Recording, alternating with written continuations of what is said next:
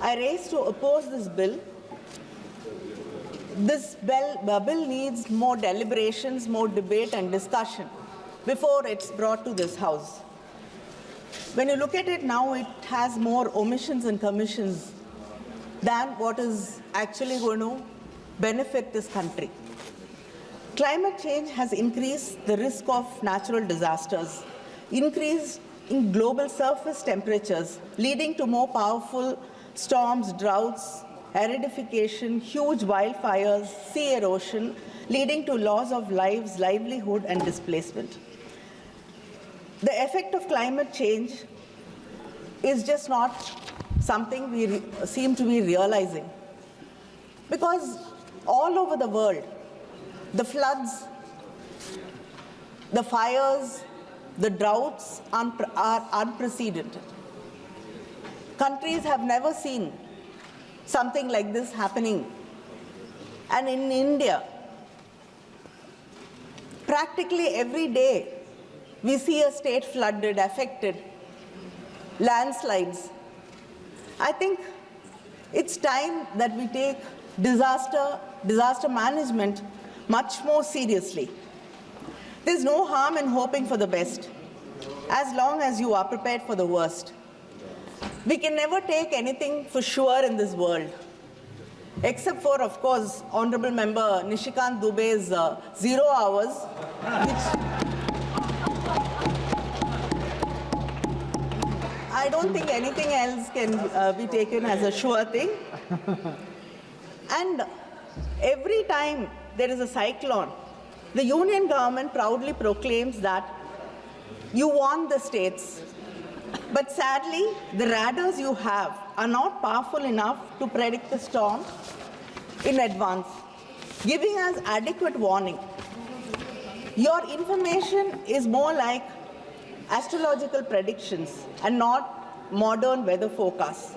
Only when the storm is within 150 kilometers, you are able to give any clear information or indication about the storm. And that is practically just 1 day's notice. What can a state really do? How many people can it move to more protected areas? What can it actually do in a day's time?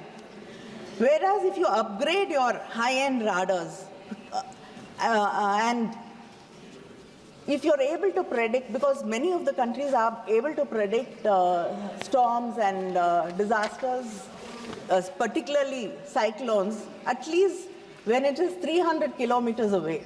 That is 3 days of warning. If you are able to give state governments 3 days of warning, that will make a lot of difference in protecting the people and in moving them to safer places. And using satellite images with AI interpretations will also be very helpful and give us a clearer picture of disasters, because so many other kinds of disasters we are not able to understand or able to predict. You call yourselves global teacher, Vishwa Guru. Then we cannot be unprepared.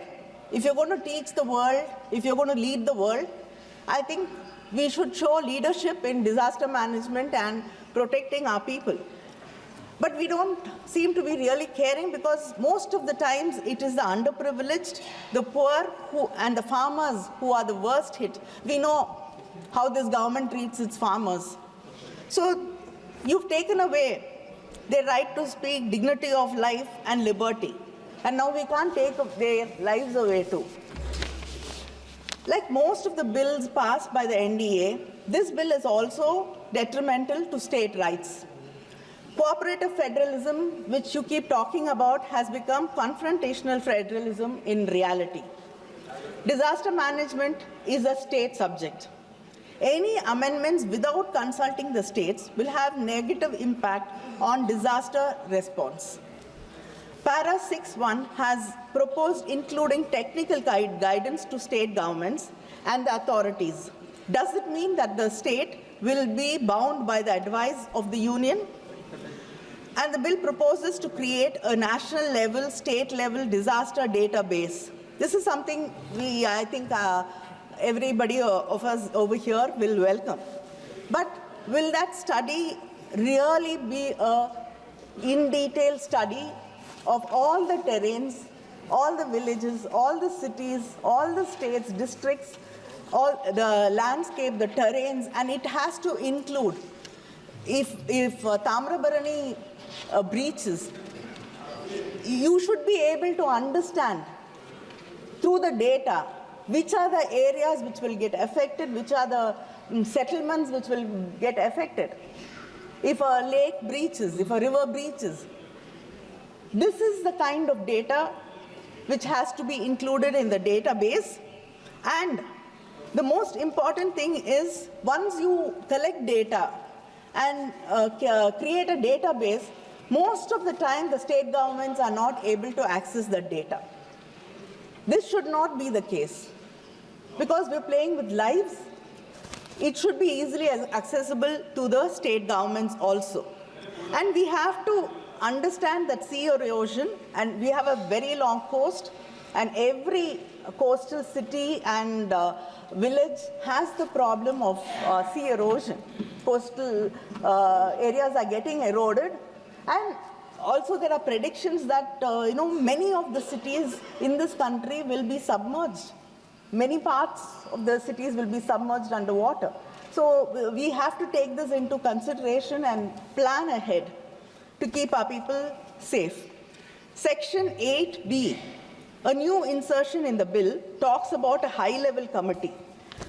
This will act as a nodal body to decide whether the disaster is a serious major disaster or not. I'm worried that because this committee does not have powers on its own, it will be completely under the government. So when it is under the government and it has to decide according to the government, maybe only serious disasters will only happen in double-engine states, where the single engines will be left to fend for themselves. The bill fails to ensure disaster relief as a justiciable right. Tamil Nadu has had to go to the Supreme Court for aid after it was affected very badly by the cyclone Migjam. 37,000 crores which it wanted to rebuild the lives of the people, the thousands and thousands of people, the houses we lost, the farmlands we lost, to rebuild their lives. Our Chief Minister asked the Union government and the Prime Minister for aid to help these people in distress. But we did not get a single rupee from the Union government. And today, we are forced to go to the Supreme Court. Wayanad has, it was such a bad disaster in front of our eyes. But they have not got any help.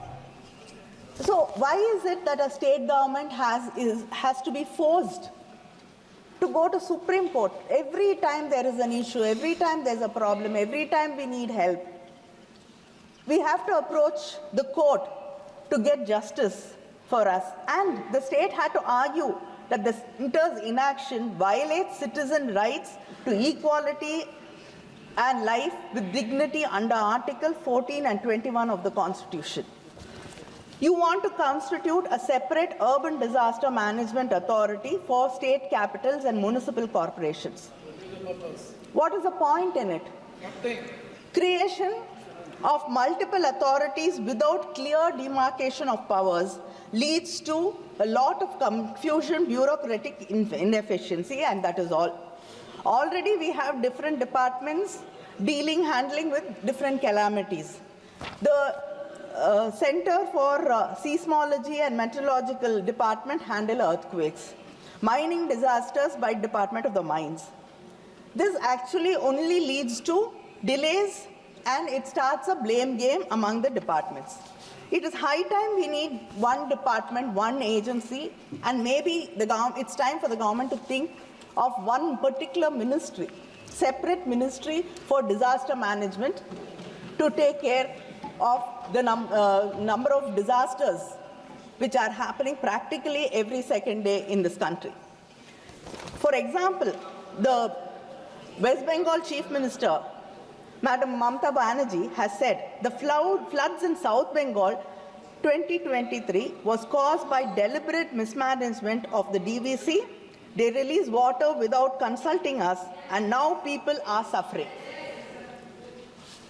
So this is what happens when you have various multiple agencies without any clear demarcations, and too many people will not be able to deliver anything.